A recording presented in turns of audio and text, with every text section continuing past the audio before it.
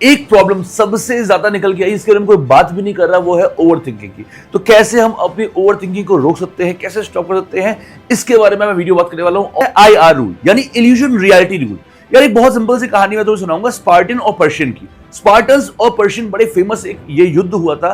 Spartans जो बहुत संख्या में कम थे, पर्शियंस जो बहुत ज्यादा थे।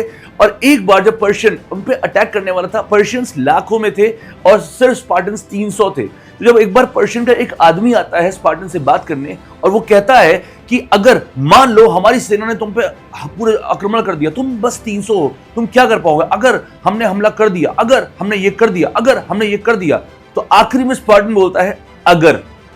और यही खासियत होती है स्पार्टन्स की, वो कम बोलते हैं पर ज्यादा समझ में आता है। वैसे ही हमें समझना पड़ेगा कि हमारी जो प्रॉब्लम है वो वाकई में इल्यूजन है या रियलिटी है, यानी वो वाकई में प्रॉब्लम है भी या नहीं।